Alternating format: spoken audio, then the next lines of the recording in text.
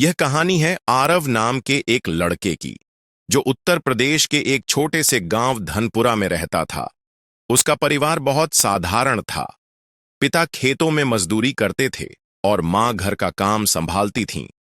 आरव पढ़ाई में ठीक था, लेकिन गांव में सुविधाओं की बहुत कमी थी। स्कूल जाने के लिए उसे रोज 5 किलोमीटर पैदल चलना पड़ता था। एक दिन गांव में एक बड़ा अधिकारी आया, आईएएस अफसर।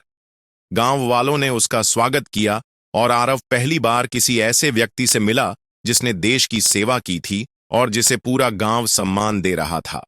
उसी दिन आरव ने ठान लिया, मैं भी एक दिन आईएएस अफसर बनूंगा। भाग 2। मुश्किलों का दौर। लक्ष्य की अग्नि परीक्षा। आरव का सपना बड़ा था, लेकिन रास्ता बहुत कठिन।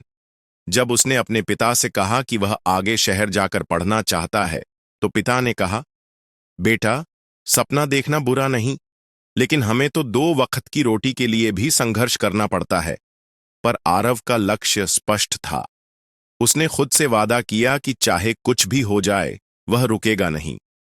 आरव ने सुबह 4 बजे उठकर खेतों में काम किया, फिर स्कूल गया, शाम को पढ़ाई की और रात में दूसरों के घर बर्तन मांजकर कुछ पैसे इकट्ठा किए। गांव वालों ने उसका मजाक उड़ाया, आईएएस बनेगा, पहले कपड़े तो सही पहन ले बेटा। पर आरव ने किसी की नहीं सुनी। उसके कानों में बस एक ही आवाज गूंजती थी, मुझे अपना लक्ष्य पाना है। भाग 3। मोड़। जब सब कुछ छूटने लगा, जब वह शहर पढ़ने गया, तो उसे एक चाय की दुकान पर काम मिला।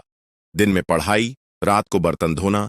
कई बार भूखा रह जाता, कई बार सोने की जगह स्टेशन की बेंच होती। एक दिन उसे लगा कि वह हार जाएगा। वह रेलवे ट्रैक पर बैठा था।